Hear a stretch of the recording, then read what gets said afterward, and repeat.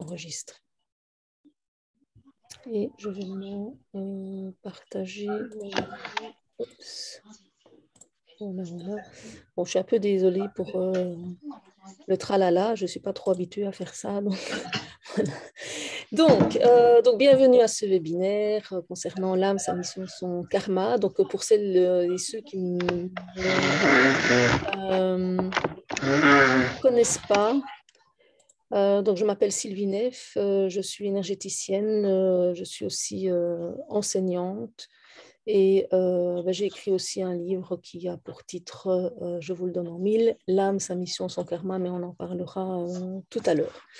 Voilà, donc je vais démarrer, on verra s'il y a d'autres personnes qui se rajoutent. Voilà, donc on va parler d'abord de l'origine de l'âme, hein, parce que souvent on parle de l'âme, mais son origine, on le connaît beaucoup moins. Donc, alors, quand je parle de l'âme, certains vont entendre par le mot âme, le mot esprit, parce que souvent, on utilise les deux mots pour désigner un peu la même chose, alors qu'en réalité, ce n'est pas tout à fait la même chose. Mais je ne vais pas rentrer dans les détails ici, donc je vais vraiment parler de l'âme pour ne pas vous embrouiller avec le terme esprit. Donc, l'origine de l'âme. Alors, comment naît une âme? En fait, au départ, l'âme, elle fait partie de ce qu'on appelle le grand tout, de ce qu'on pourrait aussi appeler l'âme universelle ou le créateur, voire Dieu. Hein. Et donc, en fait, le grand tout, les personnes sous hypnose l'ont décrite comme étant une espèce de grosse masse énergétique qui est à l'origine de tout ce qui est. Donc, c'est pour ça que on peut lui donner aussi le nom de créateur ou de Dieu. Donc, une fois que l'âme est née, donc les bébés âmes, on va les appeler, elles vont aller dans une espèce de maternité pour âme. Donc, vous allez voir, je fais souvent l'amalgame ou la comparaison plutôt entre une âme et un jeune enfant, un bébé, parce qu'il y a vraiment je trouve qu'il y a des similitudes. Donc, les petites âmes qui sont nées en fait de cette masse énergétique, donc on pourrait imaginer une grosse masse énergétique et puis alors il y a des petits morceaux, des petites flamèches comme ça qui sortent de cette masse énergétique et ça ce sont des jeunes âmes. Donc elles vont dans des maternités pour âmes et là elles vont être prises en charge par d'autres âmes donc qui ont beaucoup plus d'expérience évidemment, et donc qui sont des âmes très aimantes. Donc on pourrait les appeler aussi des nounous en fait, des nounous pour âmes. Alors, à cet instant-là, les âmes, elles n'ont pas la notion de la séparation. Hein, donc, c'est comme le bébé qui naît, il n'a pas la notion d'être séparé de la maman. Mais l'âme, c'est la même chose.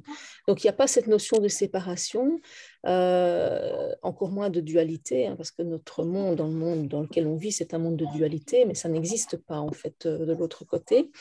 Et donc, l'âme n'a pas non plus conscience de son individualité, donc exactement comme le bébé.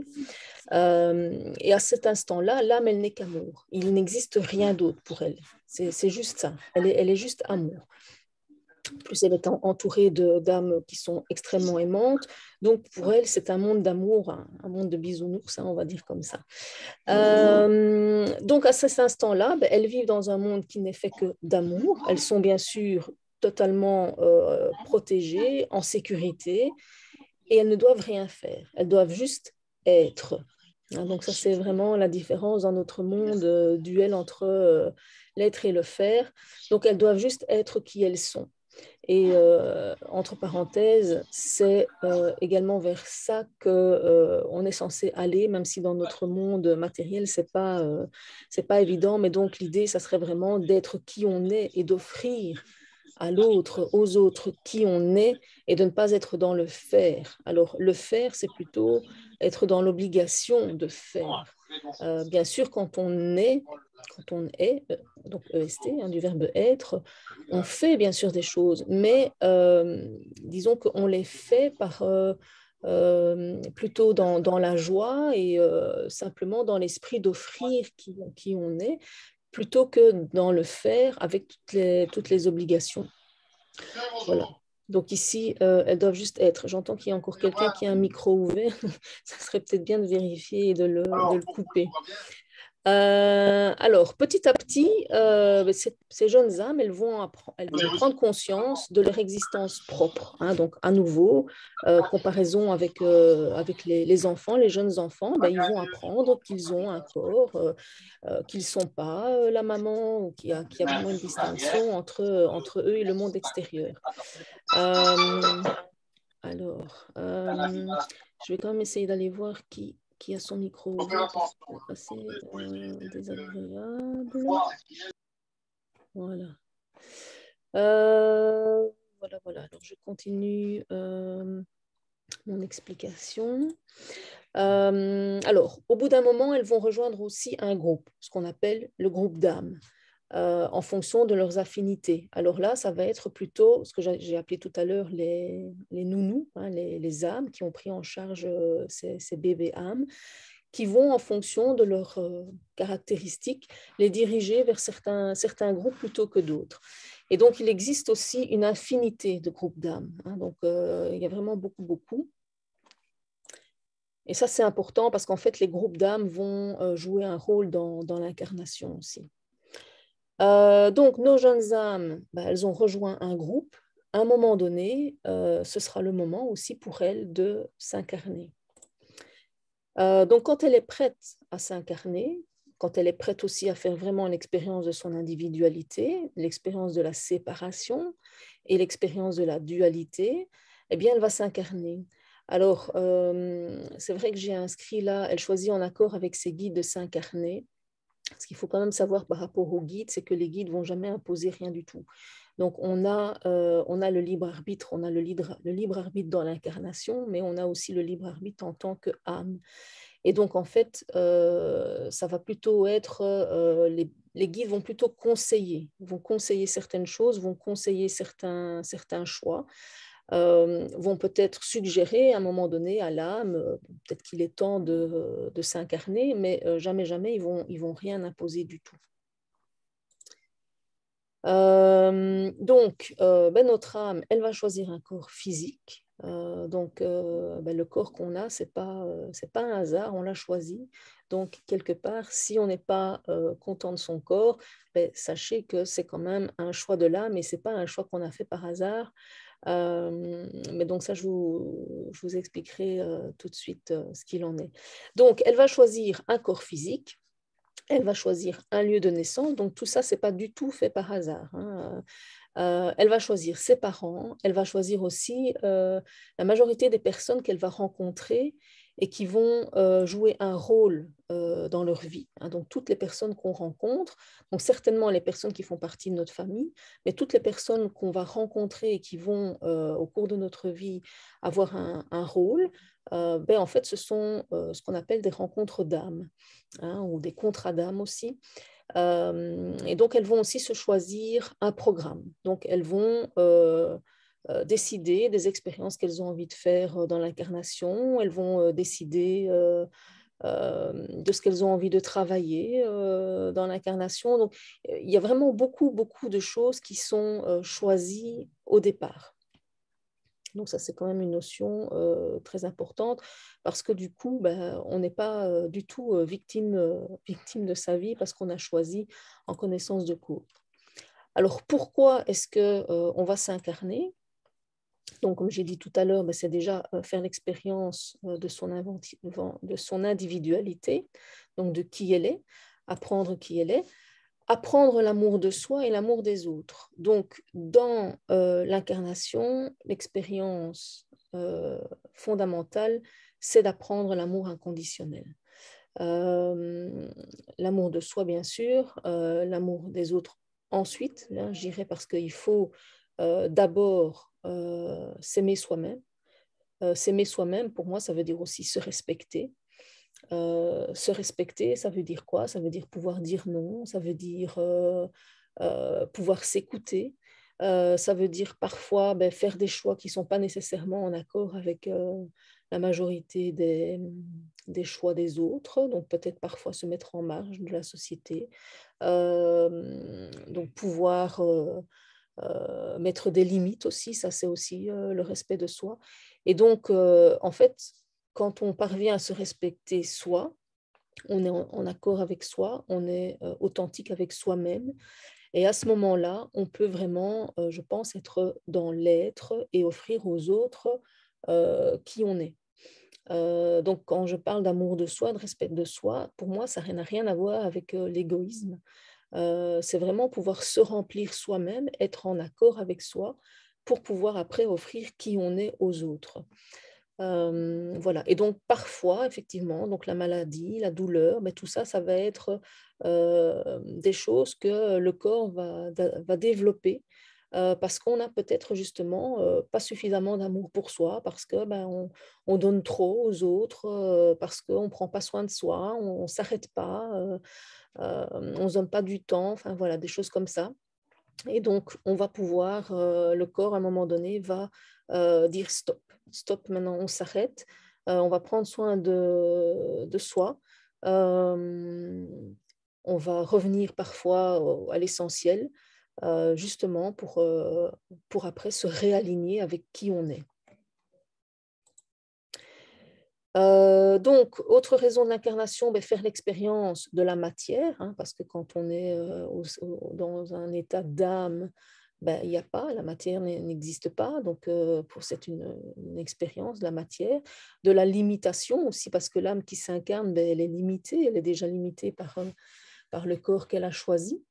Et puis aussi, notamment, de vivre des expériences bien sûr, mais vivre aussi des émotions dans la matière. Parce que même si elles ont une bonne notion théorique de ce que c'est qu'une certaine émotion, tant qu'on ne la vit pas, on ne sait pas ce que c'est.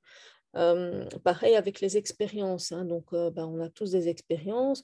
Quand l'ami ou l'ami vient nous raconter une expérience, on peut avoir beaucoup, beaucoup d'empathie, mais tant qu'on n'a pas vécu la même expérience, on ne sait pas véritablement ce que ça fait. Et donc voilà, donc c'est pour ça que notre âme va s'incarner aussi, pour justement faire toutes ces expériences, pour savoir qu'est-ce que c'est, qu'est-ce que ça fait en fait dans la chair, vraiment, dans l'incarnation, ces expériences, ces émotions, c'est quoi dans la chair, avec toujours derrière l'idée d'amour inconditionnel. Donc à travers toutes ces expériences, toutes ces émotions qu'on peut avoir, on est quand même d'une manière ou d'une autre guidé à développer cet amour inconditionnel. Et donc, voilà, quand je parle de développer l'amour inconditionnel, ça fait partie de l'évolution, donc évoluer afin de se sublimer, donc d'être une meilleure version d'elle-même, pour, au bout du bout du bout du bout du bout, retourner à la source, hein. Mais donc ça prend énormément de temps, hein. Donc on ne va pas faire ça en une vie, on ne va pas faire ça en 100 vies non plus, donc on a tout un parcours à faire, hein, pour retrouver cet amour inconditionnel et pouvoir ensuite retourner à la source. Alors, ce qu'il faut savoir aussi, c'est que alors nous, on est quand même les champions pour aller chercher en fait les raisons de nos difficultés à l'extérieur, hein. Donc, on va plutôt se positionner comme des victimes. Alors qu'en réalité, on n'est pas du tout les victimes, puisque je vous ai dit que toutes les personnes qui vont rentrer dans notre vie, on les a choisies. Toutes les expériences qu'on va faire, on les a programmées. Donc, il n'y a pas de hasard. Du coup, je veux dire, quand on vit quelque chose de difficile, euh, l'autre, si vous voulez, l'autre personne, elle vient simplement nous montrer ce qu'on a encore à apprendre ou ce qu'on a encore à corriger. On pourrait dire aussi là où on n'a pas mis suffisamment d'amour, là où il n'y a pas suffisamment d'amour. Et donc, on peut dire aussi que tout ce qui va nous toucher, tout ce qui va nous blesser, que ce soit en mots ou en attitude ou autre chose, mais en fait, ça fait partie des leçons ou ça fait partie des corrections qu'on est venu expérimenter ou apprendre. Et donc, plutôt que de remettre la faute sur l'autre, parce que l'autre a dit ça, parce que l'autre est méchant, parce que l'autre a fait ça, voilà, ça serait plutôt de regarder en nous, de regarder à l'intérieur et de se poser la question, en fait, mais comment ça se fait que ces mots-là, cette attitude-là, parce que parfois les gens n'ont même pas besoin de parler, leur attitude nous agace, hein, pourquoi est-ce que cette attitude, en fait, ça me fait réagir? Pourquoi est-ce que j'ai de la colère quand il se passe ça ou quand on me dit ça? Pourquoi est-ce que j'ai de la tristesse? Parce que ça veut dire qu'en nous-mêmes, il y a quelque chose qui n'est pas réglé, en fait. Il y a encore une blessure. Alors, ce n'est pas un travail qui est forcément facile à faire parce que quand on fait ce genre de travail, on va être un peu confronté aussi à notre ego parce que notre ego, il n'a pas envie de nous montrer cette partie de nous qu'on pourrait aussi parler, qu'on pourrait aussi qualifier de notre partie obscure, hein, en quelque sorte, notre part d'ombre, hein, c'est ça. Donc, c'est vraiment aller voir, mais qu'est-ce qui fait que je réagis à ça? Qu'est-ce qui fait que j'ai de la colère? Qu'est-ce qui fait que j'ai de la tristesse? Alors, c'est aussi un exercice qu'il ne faut pas faire avec la tête. Donc, c'est pas la tête, c'est pas le mental qui a la réponse. Donc, cette réponse ne va pas venir de déduction, en fait, hein. La déduction, ça, c'est le mental qui est à l'œuvre. C'est plutôt une réponse qui va venir de l'intérieur. Et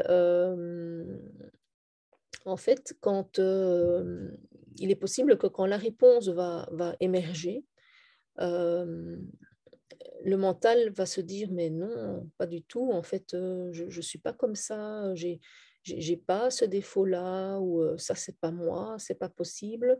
Ça va être la première réaction du mental. Et ensuite, en fait, il va falloir quand même accepter que, ben oui, en fait, si, je suis comme ça. Ou par moment, je peux être comme ça.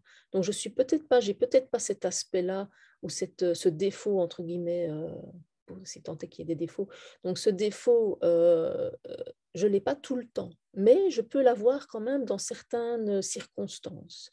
Et donc, ça, c'est bien d'avoir cette information-là, parce que une fois qu'on l'a vu, une fois qu'on en a pris conscience, en fait, c'est le début de la guérison, hein. Euh, donc la première étape pour la guérison, c'est vraiment prendre conscience de pourquoi est-ce que je réagis comme ça, pourquoi est-ce que ça m'attriste, pourquoi ça me met en colère. Et en fait, on va se rendre compte qu'on va continuer à vivre des expériences qui vont nous mettre dans cet état émotionnel-là, mais plus rapidement, on va se rendre compte que c'est parce qu'en fait, nous, on a encore quelque chose qui est blessé en nous qu'on réagit, en fait. Et progressivement, on va réagir de moins en moins vite, jusqu'au moment où en fait, ça pourra nous traverser, on va plus réagir. Donc ça va pas se faire en une fois, évidemment, il faut un certain temps, mais c'est le chemin c'est le chemin de la guérison. Donc prendre conscience et puis accepter que ça fait partie de nous.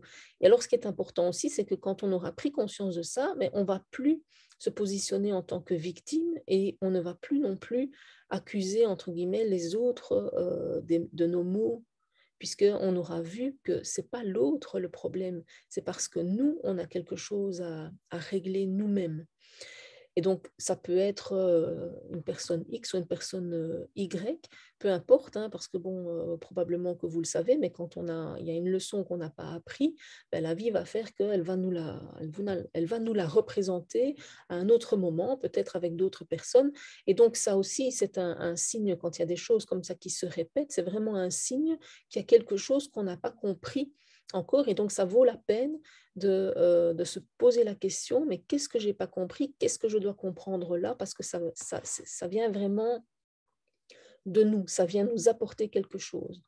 Voilà, donc j'espère que j'étais assez claire, mais on verra tout à l'heure avec les questions. Alors, notre âme, en fait, elle est immortelle, hein, et donc, du coup, quand on s'éveille en notre immortalité, parce qu'on est immortel, alors le corps n'est pas immortel, on est bien d'accord, mais l'âme, elle est immortelle. Donc, lorsque l'on a conscience de cette immortalité, et aussi de ce dont je viens de vous parler, on constate que, en fait, le châtiment ou la difficulté, le défi, en fait, c'est le cadeau. Parce que c'est ce qui va nous permettre justement d'évoluer, de corriger et de guérir. Tout ce qui est fardeau, ben, ça sera aussi une opportunité d'évoluer. Et donc, comme je vous le disais, ben, on n'est plus victime de la vie parce qu'on voit les cadeaux. Alors bon, évidemment, quand l'événement se passe, on va encore être dans l'émotionnel, hein. Il n'y a que les sages, hein, qui parviennent à ne pas réagir à quoi que ce soit. Et nous, on n'est pas encore à ce niveau-là. Mais donc on va peut-être encore réagir de manière émotionnelle à ce qu'on vit, à ce que certaines personnes vont nous dire, à l'attitude de certaines personnes. Mais on va par la suite prendre le temps quand même de se poser la question, qu'est-ce qui s'est passé là? Euh, et donc, on aura plus facile à laisser passer les événements. Donc, sur le moment, on va peut-être réagir encore avec des émotions, mais on aura plus facile à se recentrer, à laisser passer l'événement, parce qu'on saura pourquoi on a réagi comme ça. Et donc, du coup, ben, on aura plus de détachement, hein, face aux difficultés. Quand on lâche prise, parce qu'il s'agit de ça, bien sûr, quand on lâche prise, ben, on est moins en souffrance, on réagit moins, on est moins en souffrance, on est moins dans les émotions négatives. Et donc, ça va nous permettre aussi d'être plus joyeux. Alors, tous ces défis que l'on a à relever dans notre incarnation, et ben, pour certaines personnes, il y en a vraiment beaucoup, beaucoup, et parfois des difficiles, très difficiles même parfois. Donc, tous ces défis vont nous permettre d'évoluer, donc comme j'ai dit, de devenir une meilleure version de nous-mêmes. Mais en fait, ça va nous permettre aussi de développer une certaine empathie par rapport aux personnes qui vivent la même chose. Hein, donc, on sait très bien que quand on a vécu une difficulté, mais en fait, on va être beaucoup plus empathique vis-à-vis des personnes qui vivent la même difficulté parce qu'on est passé par là, on sait ce que ça fait. Hein, donc, je vous disais tout à l'heure, une des raisons de l'incarnation, c'est de comprendre dans la chair les émotions, les événements. Mais donc ici, voilà, c'est la même chose en fait. Hein. Donc, on aura beaucoup plus d'empathie vis-à-vis des personnes qui traversent les mêmes difficultés, les mêmes événements que nous ou par lesquels nous sommes passés. Par ailleurs, quand on a vécu certaines expériences et quand on est passé à travers, donc quand on a guéri, quand on s'en est sorti, ben, je pense qu'on est aussi quelqu'un qui est mieux placé pour pouvoir aider en fait les autres qui passent à travers ces événements ou ces difficultés, puisqu'on a l'expérience. Hein, on a notre expérience, donc on est non seulement on est plus empathique, mais en plus on peut aussi partager notre expérience, donc on est mieux à même à aider les autres.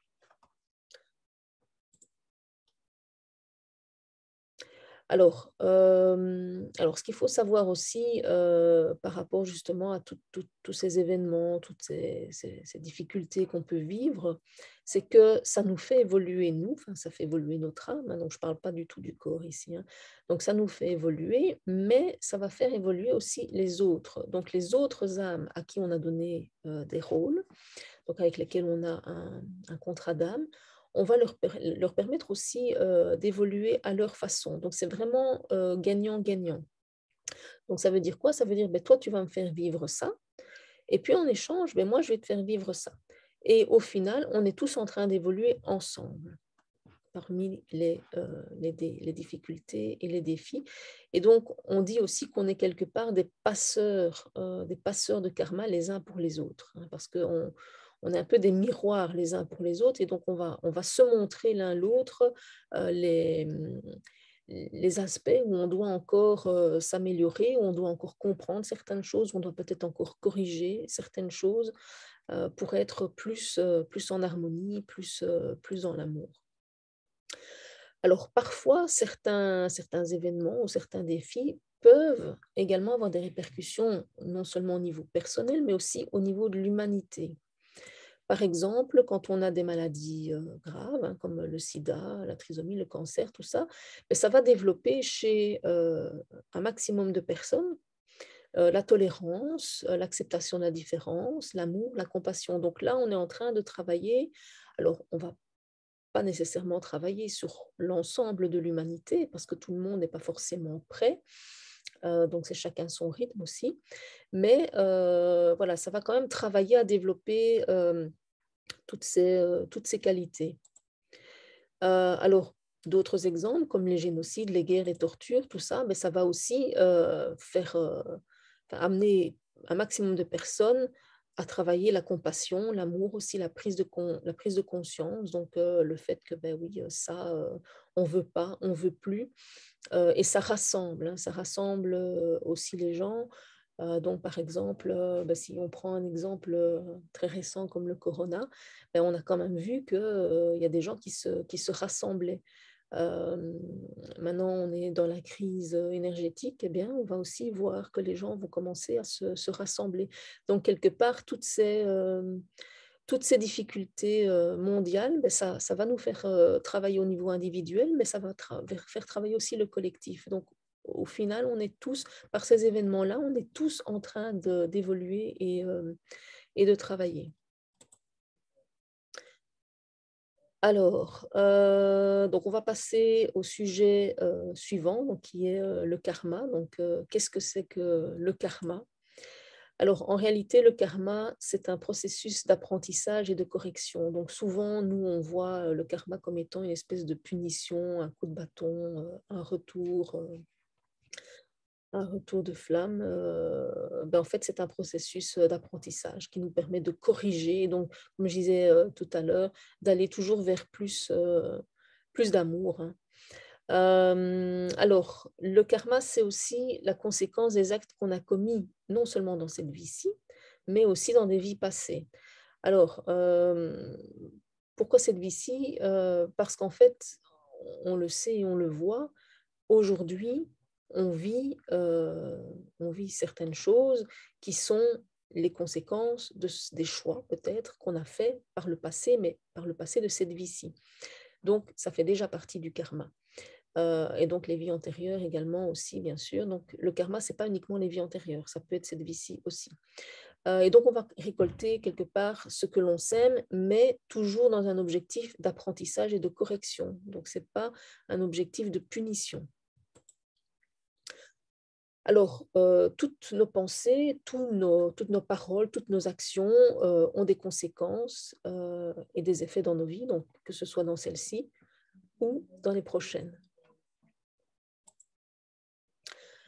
Le karma, c'est quelque chose qui vient uniquement du passé, mais donc quand on parle du passé, hein, je vous l'ai dit, ça peut être hier, ça peut être il y a 2 ans, ça peut être il y a 5 ans, ça peut être il y a 20 ans, comme ça peut être des vies antérieures. Alors, ce qu'il faut savoir aussi par rapport au karma, c'est que, heureusement pour nous, toutes nos mémoires, hein, parce qu'on parle aussi de mémoire karmique, toutes nos mémoires ne sont pas actives en même temps. Parce que sinon on n'en pourrait plus, hein, on vivrait des vies catastrophiques. Donc, en fait, ces mémoires, elles vont se réveiller progressivement. Et elles vont se réveiller comment? Mais en fonction des événements qu'on va vivre, en fonction des endroits peut-être où on va aller, en fonction des personnes qu'on va rencontrer. Alors, un livre, par exemple, peut réveiller certaines mémoires. Une rencontre peut réveiller une mémoire. Un voyage, même touristique, peut réveiller une mémoire. Le fait de regarder une vidéo ou un film, une série, peu importe, tout ça, ça peut réveiller des mémoires. Donc, les mémoires peuvent être vraiment réveillées partout, hein.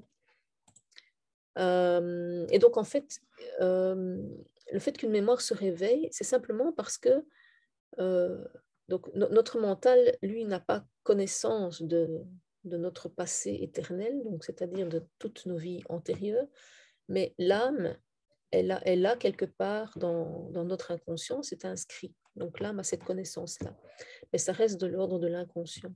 Et donc, je vais prendre l'exemple d'une personne qu'on va rencontrer. Donc, on rencontre une personne et en fait, il y a une mémoire qui va se réveiller, qui peut être une mémoire positive comme une mémoire négative, tout simplement parce qu'on a déjà connu cette personne-là dans des vies antérieures. Alors, dans cette vie-ci, on sait que ce n'est pas le cas, puisqu'on ne la connaît pas, mais inconsciemment, notre âme, elle sait.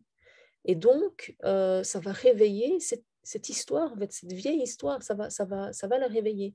Mais comme le mental n'a pas connaissance de ça, on ne connaît pas les détails. On sait juste que cette personne-là, même si on ne la connaît pas, eh bien, il y a quelque chose qui passe. Alors, ça peut être quelque chose de positif ou quelque chose de négatif. Donc, soit on va apprécier la personne d'emblée comme si on la connaissait depuis toujours, soit ben, il y a quelque chose en nous qui va dire, non, cette personne-là, je ne la connais pas, mais j'ai vraiment pas envie de la connaître, j'ai pas vraiment envie de la côtoyer. Ben, ça peut être parce que justement, il y a cette mémoire inconsciente donc, qui a été réveillée. Alors, comme je vous disais tout à l'heure, nous sommes les uns pour les autres des passeurs de karma, puisque c'est, entre guillemets, gagnant-gagnant. Donc, euh, une personne va nous faire vivre quelque chose pour nous permettre d'évoluer, eh bien, on va aussi faire vivre quelque chose à cette personne-là qui va lui permettre d'évoluer peut-être d'une autre manière, peut-être sur un autre point, mais l'objectif, c'est qu'on évolue ensemble. Et donc, quand on sait ça, qu'on est des passeurs de karma les uns pour les autres, ben, on en arrive à ne plus juger. Déjà, on n'est plus victime, mais on ne juge plus parce qu'en fait, c'est nous, c'est notre âme qui a demandé à cette personne-là de nous faire vivre ça. Donc, si on lui a demandé de faire ça, pourquoi est-ce qu'on va aller la juger pour ça? Il n'y a pas, y a pas de raison. Et donc voilà, c'est plus facile quand on voit les choses de cette façon-là, et c'est ce que je suis en train de vous proposer, hein, de voir la vie sous un autre angle.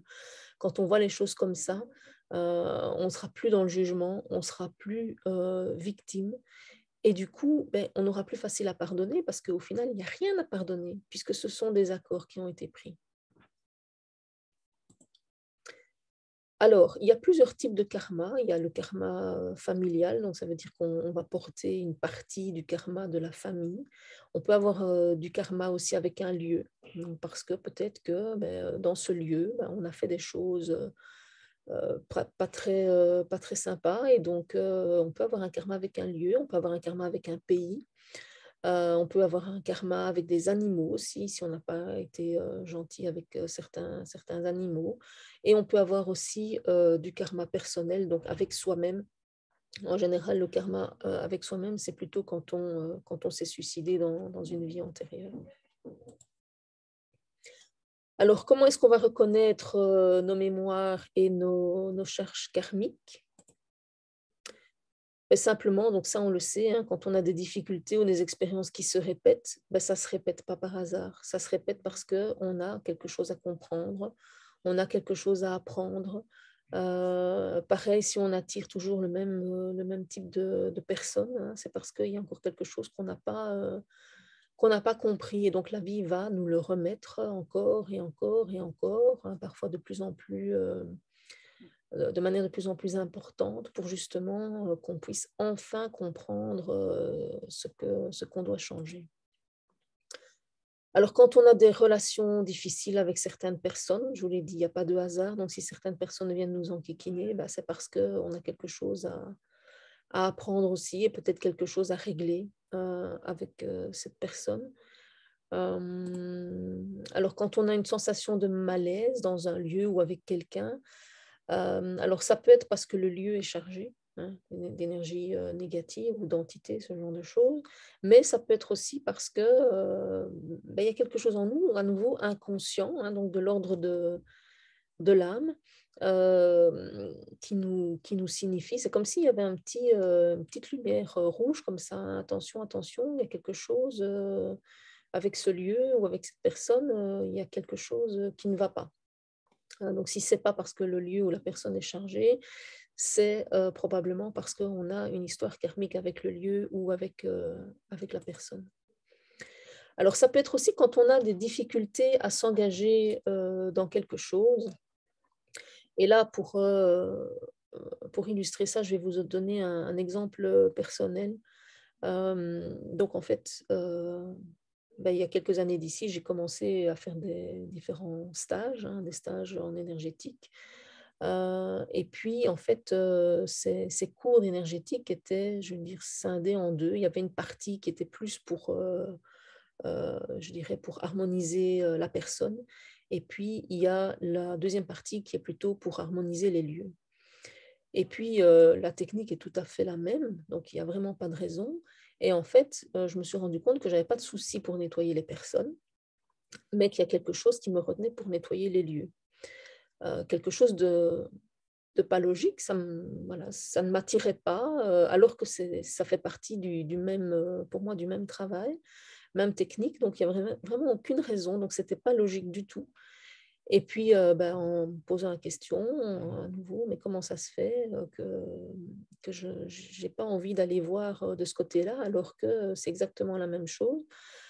Finalement, un jour, je me suis inscrite au stage en me disant, il faut que j'aille voir, hein, il faut que j'aille voir c'est quoi mon problème. J'avais déjà évidemment la petite idée que c'était quelque chose de karmique. Et puis, il se fait qu'effectivement, en testant, j'avais un problème karmique avec le nettoyage des lieux, tout simplement parce que dans une ou plusieurs vies antérieures, j'avais fait des bêtises, hein, j'avais fait ce qu'il ne fallait pas, j'avais déplacé des objets sacrés qui étaient à ces endroits-là pour des raisons bien précises. Et donc voilà, donc il y a quelque chose d'inconscient en moi qui me disait: «Ouh là là, va pas de ce côté-là parce que, il y a des choses à régler de ce côté-là». Voilà, mais c'était de l'ordre de l'inconscient. Donc quand il y a quelque chose comme ça qui nous empêche de nous engager vers une voie, alors que c'est pas logique du tout, hein, donc la logique voudrait que, il y a pas de raison de ne pas y aller, on peut aussi soupçonner qu'il y a, peut-être, une histoire karmique à régler. Alors, comment est-ce qu'on va se libérer de toutes ces charges, karmiques? Déjà, c'est d'en prendre conscience, hein, donc c'est un peu aussi l'objectif, du webinaire de ce soir. Donc, prendre conscience déjà, au moins, j'espère que j'aurai suscité en vous des questions. Donc le fait de se poser des questions, à un moment donné, on va prendre conscience de certains schémas, de certaines choses, peut-être de certaines blessures qu'on a en nous qui ne sont pas réglées. Voilà, donc c'est vraiment d'abord, c'est prendre conscience de la charge karmique, prendre conscience qu'il y a quelque chose qui nous dépasse et qui vient de l'ordre de peut-être de vie antérieure, qui vient du passé. Alors, c'est aussi le fait de prendre du recul et d'observer la situation. Donc ça, c'est ce que je vous ai dit, s'interroger. Donc observer comme un jeu, observer comme un film, comme une pièce de théâtre, peu importe, et ne pas oublier qu'en fait, l'autre qui joue dans ce film, c'est un passeur de karma. Donc il vient nous montrer quelque chose, il vient nous apprendre quelque chose, il vient nous aider à corriger quelque chose. Voilà, donc prendre du recul. Alors évidemment, tant qu'on est dans l'émotionnel, on ne va pas pouvoir faire ce travail-là. Donc il va peut-être falloir laisser passer un certain temps et puis on va pouvoir faire ce trajet. Donc ce trajet, on peut l'appeler trajet. Donc prendre de la distance, prendre de la hauteur et regarder la situation comme si on était en train de regarder un film. Donc en fait, quand on regarde un film, les acteurs, eux, ils sont dans leur vie, dans leur histoire. Ils n'ont pas une vue globale des choses. Ils mènent leur petite vie. Alors que nous, en tant qu'observateurs, on comprend certaines choses différemment parce qu'on a de la distance par rapport à la situation. En fait, c'est exactement regarder les choses de cette façon-là. C'est prendre de la distance par rapport à la situation et voir, en fait, donc, il y a les événements, mais derrière les événements, il y a une raison à ces événements. Et donc, c'est vraiment ça, c'est vraiment d'essayer d'aller chercher là où les raisons de ces événements-là. Alors, si on a quelqu'un qui vient nous embêter, il est possible, voire même très possible, qu'on ait une histoire karmique avec cette personne. On peut s'imaginer qu'on est en train en fait d'équilibrer un karma, une histoire karmique avec cette personne-là. Et donc, il est possible que dans une ou plusieurs vies, on ait fait vivre exactement la même chose à cette personne-là. Donc, c'est comme si notre âme, avant de s'incarner, aura été trouver l'âme de cette personne-là et lui aura dit, bon, écoute, dans une vie passée, je t'ai fait vivre ça.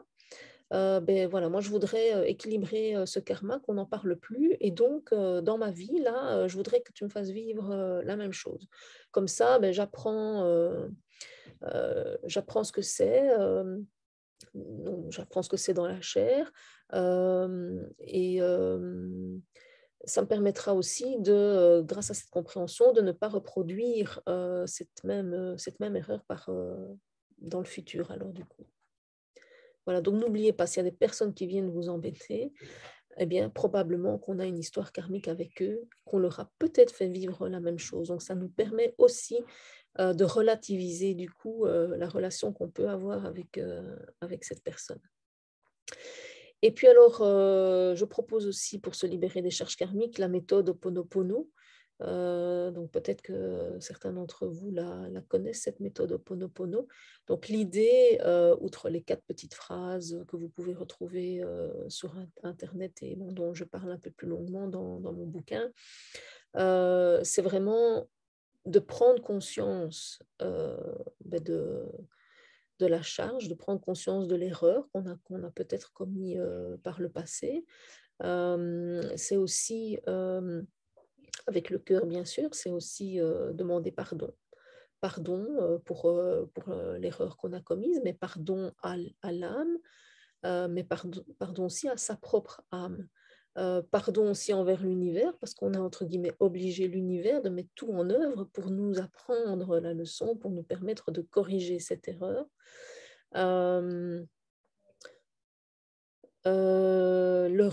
La gratitude aussi, donc le remerciement. Donc, on va remercier aussi l'autre personne, on va se remercier, on va remercier l'univers de nous apporter cette expérience.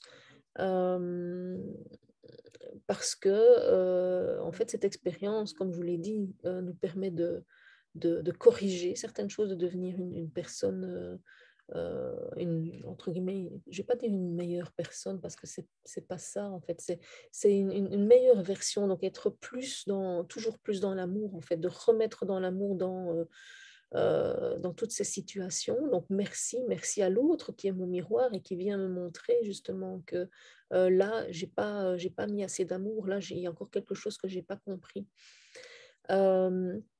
Et puis aussi, ça va être envoyer de l'amour sur l'expérience, sur la personne ou les personnes, sur soi-même aussi, parce que ben, l'amour, c'est la fréquence de guérison. Donc, c'est ça qui va permettre aussi de guérir de toutes ces blessures.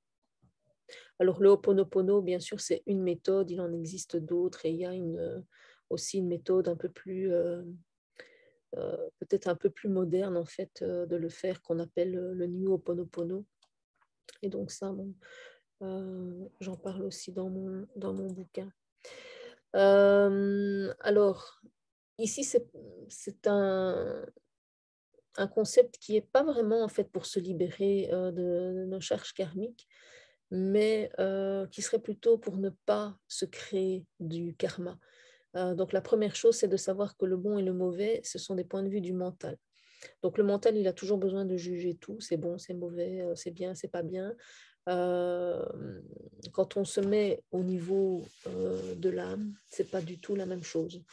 Donc, il y a des choses que notre mental peut considérer comme étant bonnes et en fait qui sont mauvaises, ou des choses que le mental va considérer comme mauvaises et qui sont en réalité bonnes. Si je prends l'exemple du mauvais, donc j'ai une mauvaise expérience avec mon voisin qui me fait vivre un calvaire, oui, le mental va dire ouais, c'est mauvais, il va commencer à juger, enfin, ça c'est vraiment le mental. Par contre, au vu de ce que je vous ai raconté il y a quelques minutes, on va voir les choses autrement. Effectivement, mon voisin, il m'emmerde, mais il vient quand même m'apporter quelque chose. Donc, il vient m'apprendre quelque chose. Il n'en est pas conscient, hein. Tout ça, ça se passe dans l'inconscient. Il n'en est pas conscient, mais il vient me faire évoluer, il vient faire évoluer mon âme. Donc, le mental va considérer que c'est mauvais, mais en réalité, c'est peut-être bon. Parce que quand j'aurai réglé, quand j'aurai pris conscience de ce que le voisin en question vient me montrer, ou de la difficulté que j'ai, ou de quelque chose que je dois changer en moi, au final, c'est quelque chose qui est positif. Comme quelque chose que le mental va considérer comme étant bon, et en réalité, qui n'est pas bon du tout. Et là, on peut prendre un autre exemple qui serait par exemple En fait, dans notre société, on nous a aussi toujours appris à aider les autres. Hein. Ok, parfait. Je ne dis pas que c'est mauvais, c'est bon. Mais jusqu'à un certain point quand même. Hein. Donc, en fait, on doit aider les autres. Jusque-là, pas de souci. On peut les guider, on peut les aider, on peut les épauler. Mais il y a des choses qu'on ne peut pas faire à leur place. Si on fait certaines choses à leur place, en fait, on est en train, au niveau karmique, on est en train de leur éviter peut-être une leçon karmique dont ils ont besoin pour évoluer. Et donc là, du coup, ça devient, d'un point de vue de l'âme, ça devient mauvais. Voilà, donc bref, le bon et le mauvais, ce sont vraiment des notions du mental, des notions de la société d'incarnation. Ce n'est pas forcément les mêmes notions euh, au niveau de l'âme ou au niveau de la vie éternelle, en fait. Hein. Voilà. Alors, ben aussi, essayer de trouver de la joie dans tout ce qu'on fait. Et si ben on n'est pas en joie avec quelque chose, ben ça serait d'essayer quand même de changer les choses qui peuvent l'être. C'est pas toujours évident, c'est pas toujours facile, on est d'accord, mais on peut le faire progressivement. Donc on peut mettre des petites choses en place qui peuvent nous permettre de retrouver la joie. Et donc, comme je disais au début, d'être plus dans l'être que dans le faire. Quand on est dans le faire, on entend là derrière des obligations. Quand on est dans l'être, ben, on va faire les choses avec joie parce que ce sont des choses qui nous correspondent. Et donc là aussi, ça va être le fait de s'écouter, de se respecter. Enfin, c'est toujours la même chose, hein, d'être authentique. Et donc ça se ressent, les autres le ressentent aussi. Ça nous donne en plus plein d'énergie que si on fait des choses avec les pieds de plomb, ben ça va plutôt nous demander de l'énergie. Donc voilà, trouvons la joie dans tout ce qu'on fait. En plus, on sera plus aligné avec qui on est vraiment. Et on sera aussi dans l'alignement de ce qu'on est venu faire, hein, parce que j'en ai pas encore vraiment parlé de cette mission de l'âme. Mais donc la mission de l'âme, outre le fait qu'elle est venue apprendre plein de choses et de remettre de l'amour dans sa vie, ben, la mission d'âme, pour moi, c'est offrir qui on est aux autres. Donc, pour offrir qui on est aux autres, il va falloir trouver ce qui nous fait vibrer.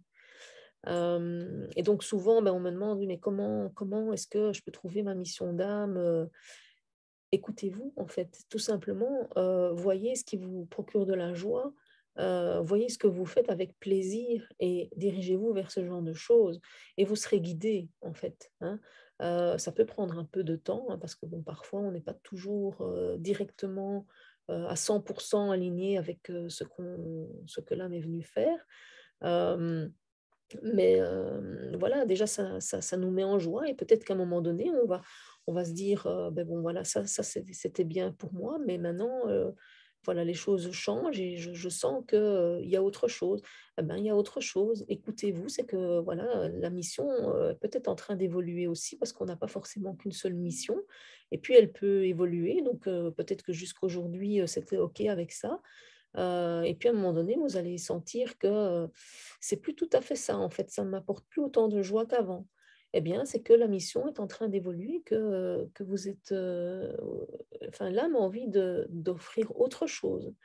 Et donc là aussi, toute la question, c'est de continuer à s'écouter et de voir euh, ce qui nous apporte de l'énergie et de la joie. Et c'est vraiment ça. Donc finalement, il n'y a que vous, en fait, qui puissiez euh, trouver votre mission de vie en vous laissant guider par votre joie, en fait, parce qu'il vous met en joie, parce qu'il vous remplit, parce qu'il vous nourrit. Donc, quand vous serez rempli, quand vous serez nourri, à ce moment-là, vous serez bien, vous serez aligné et vous pourrez offrir qui vous êtes aux autres. Et pour moi, c'est ça la mission de vie, c'est offrir qui on est à l'autre. Voilà, avec passion. Voilà, je suis arrivée au bout de ce que je voulais vous dire. Donc, si vous voulez en savoir plus, donc on va bientôt passer aux questions, mais donc si vous voulez en savoir plus, je propose en fait une formation en vidéo. Donc, il y a j'ai fait 5 petites vidéos autour de ce sujet-là, pour aller plus en détail. Donc, on va notamment, donc il y a 5 vidéos, hein, et donc dans ces 5 vidéos, on va notamment parler du rôle des guides aussi, plus en détail, ce que font les âmes à la mort, hein, quand on décède, qu'est-ce qui se passe. On va parler aussi des âmes sœurs, on va parler aussi de la loi de grâce, qui est une loi qui nous permet de se mettre au-dessus de la loi karmique. Et alors, il y aura aussi plus en détail des méthodes pour se libérer du karma ou transmuter le karma. Alors, je vous mets ici le lien pour avoir accès à ces vidéos, mais donc, quand je vous enverrai le replay, je remettrai ces liens-là aussi. Et sinon, donc il y a le livre, hein, dont vous avez ici la couverture. Et donc, je vous mets aussi le lien pour avoir accès au livre. Alors oui, les formations vidéo, donc en fait, elles sont, pour le moment, elles sont à 50 €. Donc, les 5 vidéos, c'est un pack, hein, les 5 vidéos ensemble. Et avec ces vidéos, en fait, vous recevez aussi 50% sur une séance d'accompagnement spirituel. Donc, je propose aussi des séances d'accompagnement spirituel justement pour vous aider à voir où sont les histoires karmiques et comment vous aider à mettre les choses en place pour vous en libérer, en fait. Voilà. Et le livre, il est à 16 €. Voilà. Alors, je vais arrêter le partage. Et donc, on va pouvoir passer aux petites questions. Donc, comme je vous l'ai dit au début, ça serait intéressant que vous puissiez mettre dans le chat vos petites questions avec 2 petits points d'interrogation pour démarrer la question et 2 petits points d'interrogation à la fin. Comme ça, je repérerai plus facilement vos petites questions. Et si jamais j'oublie de répondre à une question, n'hésitez pas à la reposer. Voilà. Donc, merci aussi Simona d'être présente ce soir. Donc, je vais attendre quelques minutes si vous avez des questions. Donc, si pas, de toute façon, je vous enverrai le replay. J'espère que l'enregistrement, c'est bien fait. Sinon, j'aurai un petit souci. Voilà. Je pourrais toujours vous envoyer la présentation, mais malheureusement, pas toutes les explications. Alors, j'ai une petite question ici de Sylvie. Donc, si on utilise la méthode Ho'oponopono, on ne vit pas son karma et donc on le revivra plus tard. Alors, non, justement, c'est pas l'idée du Ho'oponopono. L'idée du Ho'oponopono, c'est vraiment de se libérer de la charge karmique. Hein. Donc, je suppose que tu connais Ho'oponopono.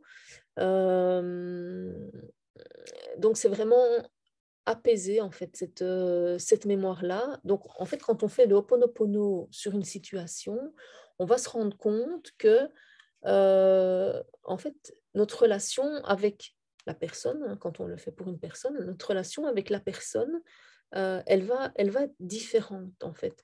Alors, ça peut être de l'ordre du subtil, mais on va se rendre compte qu'il y a quelque chose qui va évoluer dans la relation avec la personne.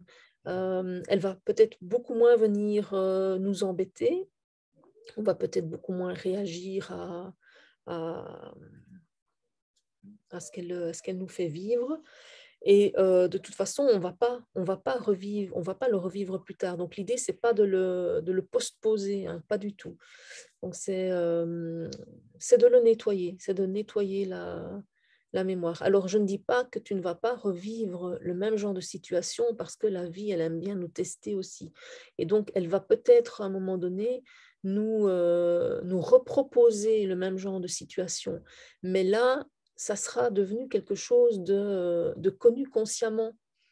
Et donc, on va passer beaucoup plus facilement au-dessus, en fait, parce qu'on saura que c'est simplement la vie qui nous teste et on saura comment on doit réagir à ce genre de choses. Donc voilà, donc j'espère que j'ai répondu à ta question. Donc non, l'idée du Ho'oponopono, ce n'est pas de revivre le karma plus tard, c'est vraiment de nettoyer cette mémoire-là. Voilà, voilà. Alors, est-ce que la méthode de couper les liens, exemple bonhomme de Jacques Martel, peut aussi permettre de guérir le karma?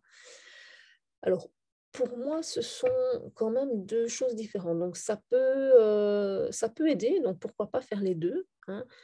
Ça peut aider. Donc là, on va plutôt couper des liens. On va pas nécessairement travailler sur le karma. Donc, le fait de couper ces liens, donc de ces petits bonhommes, ça va, ouais, ça va peut-être nous aider à apporter une certaine harmonie, mais je ne suis pas sûre vraiment on va régler le problème karmique. Donc là, par contre, on va peut-être justement revivre la situation parce que, en fait, on a coupé le lien, mais on n'a pas nécessairement compris. Or, la personne, elle vient quand même nous montrer quelque chose qu'on doit corriger. Et donc, pour moi, il y a quand même, pour guérir le karma, il y a quand même une prise de conscience. C'est une leçon, en fait, hein, donc il faut apprendre la leçon. Et quand on coupe les liens, on n'est pas dans le fait d'avoir appris la leçon, d'avoir corrigé. Donc, je pense qu'un karma, ça doit être plus profond que simplement couper les liens. Mais c'est mon idée, hein. Après, je ne dis pas que j'ai la science infuse non plus, hein. Donc, voilà.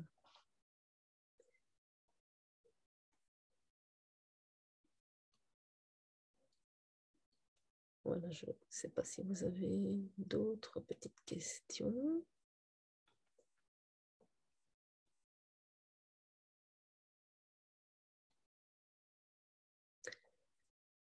Encore une question. Est-ce que l'âme choisit les deux parents ou uniquement le père et la mère? Ah oui, alors je vais répondre un peu plus en détail à cette question-là. Pour moi, l'âme, elle choisit les deux. Elle choisit les deux et je vais même aller plus loin. Donc, je n'ai pas expliqué ça pendant l'exposé. En fait, elle les côtoie déjà avant l'incarnation, tous les deux. Donc, elle sait très bien qui sont ses parents, comment ils sont. Et en plus, il y a là derrière aussi des contrats d'âme. Donc, elle sait très bien. Donc, l'âme sait. Hein, nous, dans l'incarnation, on ne sait pas, on a oublié évidemment. Hein, mais donc, l'âme sait très bien que ses parents vont lui faire vivre certaines expériences. Et je veux encore aller plus loin par rapport à ça, au risque de peut-être de choquer certaines personnes. Donc, non seulement on a choisi nos parents parce qu'ils ont certaines qualités, certains défauts, parce qu'on leur a aussi demandé de nous faire vivre certaines choses. Alors, ce qu'il faut savoir par rapport aux parents, c'est que, en fait, pour moi, ce qu'on vit avec les parents, c'est le point de départ. Alors, je vais m'expliquer. Donc, quand le bébé il naît, bah oui, lui, il est amour, hein, tout va bien, il n'a pas de soucis, voilà. Seulement, l'âme, elle est venue pour faire certaines expériences. Or, pour pouvoir faire certaines expériences, il va quand même bien falloir qu'elle vive certaines choses avant. Donc, en imaginant que, mettons que l'âme, parce que c'est comme ça pour beaucoup de personnes, hein, l'âme est venue quand même faire l'expérience du respect de soi, d'accord? Mais il va quand même falloir, à un moment donné, qu'on vive le fait de ne pas se respecter. Il va falloir qu'il y ait des événements dans notre enfance qui font que, pour une raison X ou Y, on ne va pas se respecter, on ne va pas avoir confiance en soi, ce genre de choses. Et moi, je pense vraiment que les parents ont ce rôle-là de nous mettre dans certaines circonstances, donc par le biais d'événements hein, qui vont nous faire vivre, pour que l'âme puisse commencer à faire les expériences qu'elle est venue faire. Donc voilà, j'espère que mon explication est compréhensible, mais non, c'est comme si il faut un point de départ. C'est comme si, entre guillemets, pour, euh, pour faire assez court et schématique, c'est comme si on devait quelque part être détruit, qu'il y ait certains aspects de nous qui soient détruits, que ce soit par les parents, les enseignants, les copains, enfin peu importe, hein. Mais c'est comme s'il y a certaines parties de nous qui devaient être détruites ou blessées pour justement qu'on puisse commencer à faire les expériences de guérison. Sinon, il ne devrait pas y avoir d'expérience de guérison. On n'aurait pas à guérir. Parce que quand le bébé naît, il y a pas de blessure. Il y a son karma, bien sûr, mais sinon, il n'y a pas de blessure.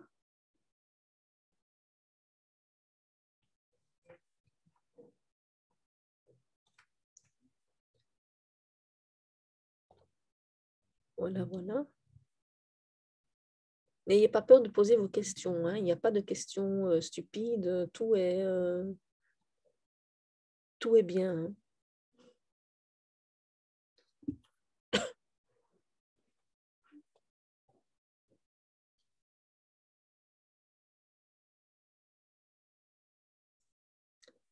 Ben, merci à toi aussi, Odilane. C'est vrai que c'est un sujet qui m'intéresse énormément. Donc, du coup, voilà, j'espère que je vous aurai fait passer un peu ma petite passion.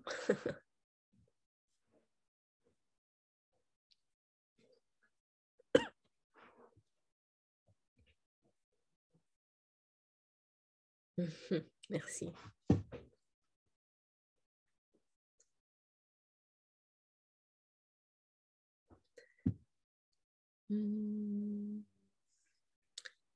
Alors, quelle est la place des anges et des guides, des archanges dans notre incarnation?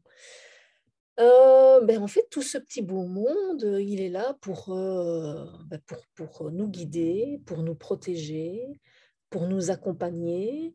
Donc, en général, notre ange gardien ou notre archange gardien, mais lui, il nous connaît mieux que nous parce qu'il nous suit d'incarnation en incarnation. Donc, il peut parfois changer, mais souvent, ils sont quand même avec nous pendant plusieurs vies et donc ils nous connaissent très bien. Donc voilà, donc ils sont vraiment là pour nous guider, euh, pour nous protéger, pour nous conseiller. En fait, voilà, je dirais que l'ange gardien, il est là pour nous conseiller. Voilà. Après, les guides sont là aussi pour nous conseiller, mais en général, ils sont là pour nous conseiller dans des aspects particuliers de notre vie. Donc, l'ange, l'archange, lui, il ne va pas nécessairement changer. Bien que quand on a un archange gardien, ben, c'est parce qu'on a des choses à régler, mais bon, ça c'est une autre histoire. Les guides, par contre, eux, ils peuvent changer parce qu'en fonction des choix de vie qu'on fait, des spécialités, donc de notre spécialité, on peut changer de guide. On peut avoir plusieurs guides, hein. Donc, si on fait dans mon cas par exemple des soins énergétiques, on peut avoir un guide pour les soins énergétiques, mais on peut aussi avoir un guide pour les nettoyages de lieux par exemple, parce que bon, c'est là, ça va ensemble, mais c'est quand même pas tout à fait la même chose, et donc ils ont chacun leur spécialité. Donc si on est dans un certain domaine, on va avoir un certain guide. Alors, quid des jumeaux, les deux âmes veulent venir ensemble. En fait, pour moi, les jumeaux, en fait, oui, c'est un peu la même chose, hein. Donc oui, c'est deux âmes qui s'incarnent en même temps pour vivre des expériences ensemble, peut-être parce qu'elles sont, de l'autre côté, elles sont très très proches déjà. Peut-être qu'elles ont déjà vécu des vies ensemble. Peut-être que l'âme de ces deux jumeaux sont nés aussi en même temps. Donc, on a parlé donc de l'origine de l'âme et de la naissance de l'âme. Donc, peut-être que ce sont aussi des âmes qui sont nées ensemble et qui ont envie de faire encore un bout de chemin ensemble. Alors, que faire si tout semble bloqué malgré tout, malgré qu'un gros travail a eu lieu? Alors, si c'est bloqué, c'est qu'il y a encore quelque chose qui n'a pas été compris, hein. Donc, il y a peut-être déjà effectivement un gros travail qui a eu lieu, mais il y a peut-être encore quelque chose qui n'a pas été assimilé. Donc là, faudrait effectivement aller voir euh, plus en détail, mais souvent, alors on peut se faire accompagner, c'est vrai, mais malgré tout, c'est vous qui avez les réponses, hein, parce que c'est votre vie, vous savez ce que vous avez vécu. Euh, donc, vous êtes mieux à même de trouver la réponse. Ce qui est peut-être parfois difficile, c'est d'arriver au point où on va ne pas travailler avec le mental, mais plutôt travailler avec, alors on peut appeler le cœur ou l'âme ou le guide ou l'inconscient, enfin peu importe, mais c'est qu'il y a encore quelque chose à comprendre malgré tout, qui est inconscient, hein, parce que sinon ça serait un peu trop simple, pour débloquer. Voilà. Moi, je peux dire que ça, quand il y a quelque chose qui est bloqué, c'est qu'il y a quelque chose qu'on n'a pas encore compris. Donc, voilà, il faudrait vraiment, vraiment se poser la question, qu'est-ce que j'ai à apprendre, qu'est-ce que j'ai à apprendre de ça? Qu'est-ce que j'ai à comprendre, mais donc de manière profonde, hein. Et souvent, les gens, en fait, ils restent trop.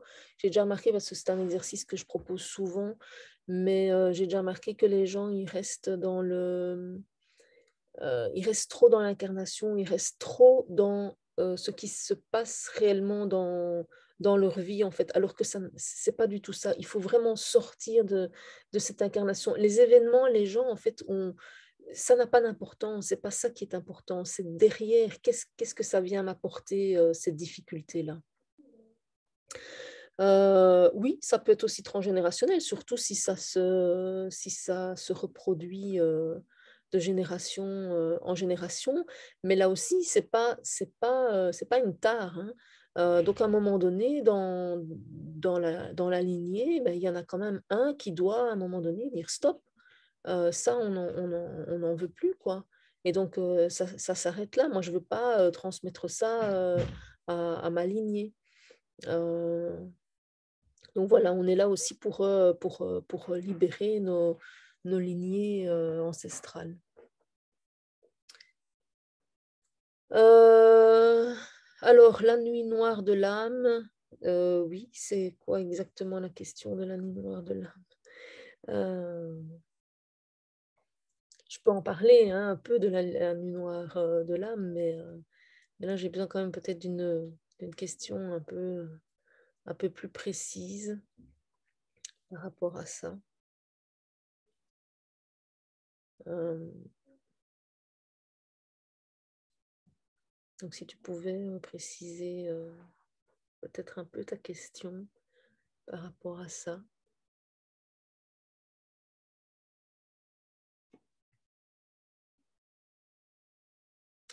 Ah, pourquoi est-ce qu'on vit la nuit noire de l'âme?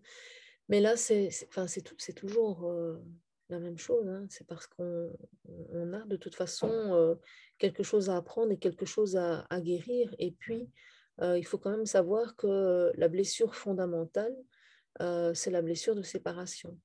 Donc, la blessure de séparation originelle, donc la blessure de séparation d'avec le tout, hein, donc celle donc séparation dont j'ai parlé tout au début, hein, la naissance de l'âme. Donc quand l'âme naît, elle se sépare du grand tout, hein, même si au départ elle n'en est pas consciente, mais elle se sépare quand même du grand tout. Et donc en fait, notre plus grande blessure, c'est celle-là en fait. C'est vraiment la séparation d'avec ce grand tout. Et en fait, on vit aussi des expériences pour nous rappeler qu'on n'est pas séparés. Voilà, on dit souvent aussi on fait partie du tout, mais oui, on fait partie du tout. Et donc, c'est aussi se rendre compte qu'on n'est pas vraiment séparés, que c'est une espèce d'illusion, parce que le tout vit en nous. Hein, donc, on dit aussi qu'on a une partie divine. Hein, certains vont jusqu'à dire qu'on est Dieu carrément. Donc, oui, on a une partie divine en nous et ça, on l'a oublié. Et donc, on va vivre des expériences aussi par rapport à ça. Donc, voilà, pour nous rappeler qu'on n'est pas séparés. Voilà. Et puis, il y a aussi voilà, le fait de faire un. On fait tous un. En fait, si on met tout le monde ensemble, on est le un. On est le tout. C'est quoi le problème? Tu veux autoriser. Alors, il va falloir que je coupe le son là. Voilà.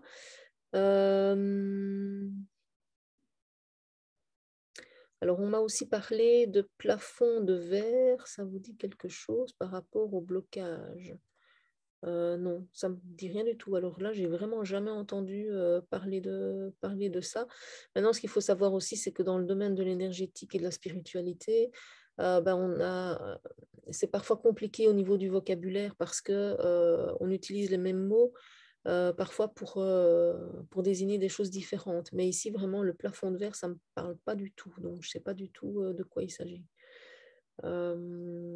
Alors, les âmes se réincarnent de vie en vie afin d'évoluer. Combien de temps est-ce qu'il y a entre deux incarnations? Eh bien, ça dépend en fait. Ça dépend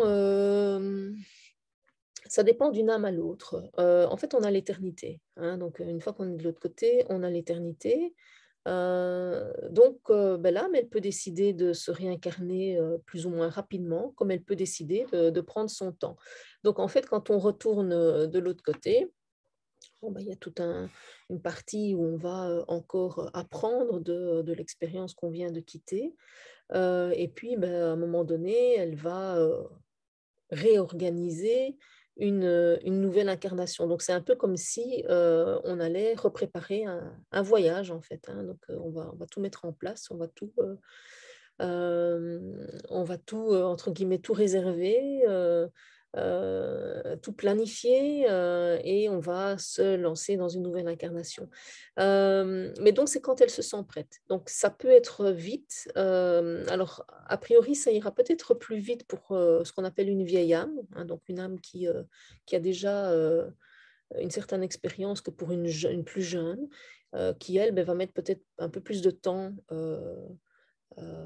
pour se remettre, hein, parce qu'il y a quand même aussi un moment où il faut se remettre d'une incarnation, parce qu'une incarnation, c'est pas facile.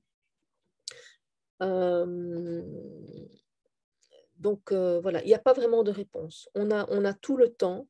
Les guides, les anges nous laissent le temps aussi de réfléchir, d'abord de se remettre de l'incarnation, d'apprendre ce qu'on peut encore apprendre de la dernière incarnation, de faire des liens, de se reposer et puis de préparer l'incarnation suivante.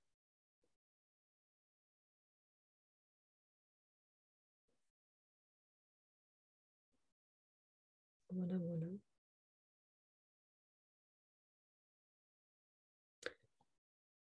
Merci aussi d'avoir lu mon livre. C'est parfait.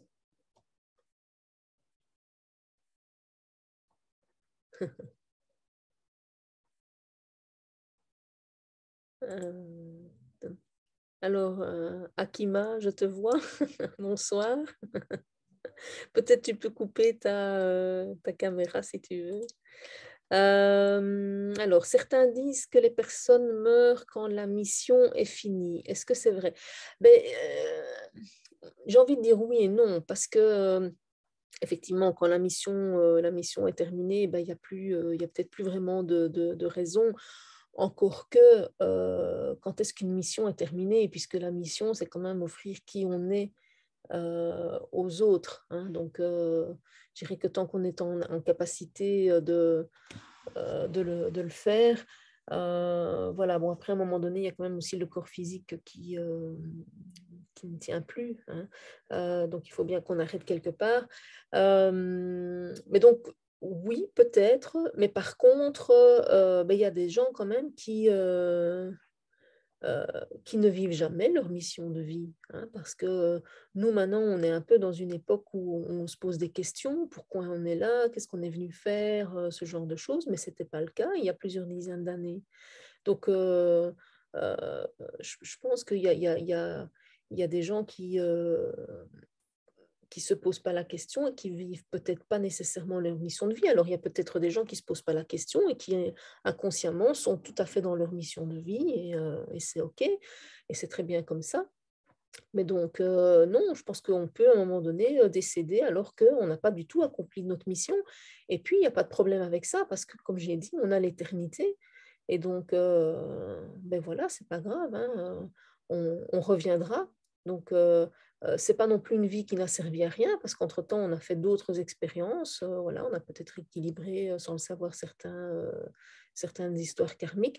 Donc, rien ne sert à rien. Donc, il n'y a aucune vie qui est perdue ou qui n'a servi à rien. Mais je pense que peut-être qu'effectivement, il y a des gens qui meurent une fois que la mission est terminée. Ça peut être un choix aussi, hein. Le moment de décès, ça peut être un choix, hein. Donc, l'âme peut-être aussi décider, ben voilà, moi, je mourrai à tel âge, parce que ça fait peut-être partie de sa mission aussi, tout simplement, de décéder, peut-être jeune aussi, parce que les gens autour d'elle, et notamment peut-être les parents, ben, ont choisi de vivre cette expérience-là parce que ça va aussi leur apporter quelque chose. Donc voilà, donc oui, peut-être, mais pas que. Voilà. Euh, Alors, ta grand-mère, elle a 100 ans, c'est merveilleux, et elle traîne dans sa mission. Oui, ou elle a pas envie de partir, peut-être, hein, si elle est bien, voilà, pourquoi pas. Et peut-être qu'elle a peut-être pas terminé sa mission, hein, parce que peut-être que, vu son âge, ben, elle apporte peut-être encore quelque chose aux gens qui sont autour d'elle. Donc, peut-être que sa mission, ben, c'est juste ça, hein. Ou alors peut-être qu'il y a encore quelque chose qu'elle a pas compris et enfin, donc, que l'âme n'a pas compris et que peut-être c'est dans cet âge, à cet âge-là que l'opportunité va peut-être se montrer d'apprendre ça encore jusqu'au dernier moment, en fait. Parce que je pense que jusqu'au dernier moment, on apprend certaines choses et on fait encore évoluer les autres, hein. Je pense notamment effectivement à toutes ces personnes âgées bon, qui sont prises en charge par des soignants et tout ça, mais il faut quand même développer, même si on ne leur laisse pas toujours le temps et l'occasion, mais il faut quand même avoir beaucoup d'empathie euh, et d'amour finalement, hein, pour prendre soin de ces personnes. Donc certainement qu'elles ont encore des choses à nous apporter.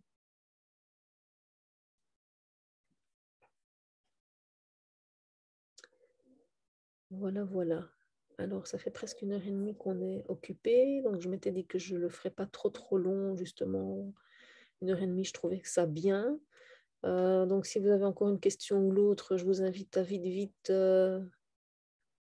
la poser. Et sinon, ben, je mettrai fin au webinaire. De toute façon, bon, voilà, je vous rappelle que vous avez toujours accès éventuellement, si vous le souhaitez, aux vidéos et puis aux livres qui vous apportent encore d'autres d'autres éléments dont je n'ai pas forcément parlé ce soir.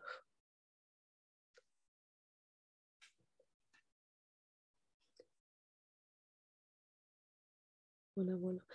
En tout cas, j'espère que ça vous aura apporté une certaine vision des choses, une certaine vision de la vie, parce que c'est l'objectif, hein, c'est vraiment de faire un 360 degrés par rapport à la façon dont on voit les choses, justement pour se sortir de cette façon de voir les choses, de se positionner en tant que victime qu'on n'est pas, de juger alors qu'il n'y a pas lieu de juger.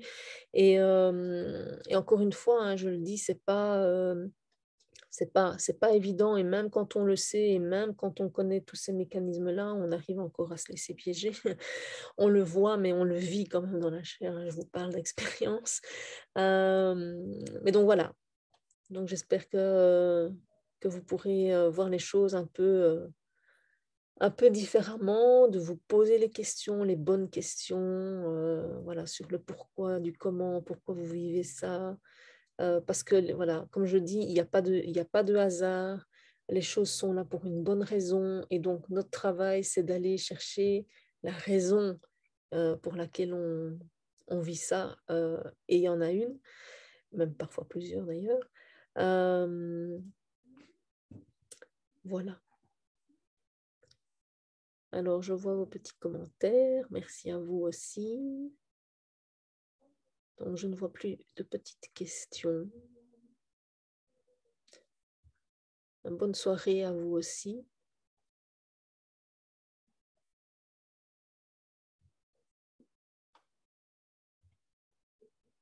Voilà, parfait. Écoutez, comme je ne vois plus de questions, je suppose que c'est bien pour vous.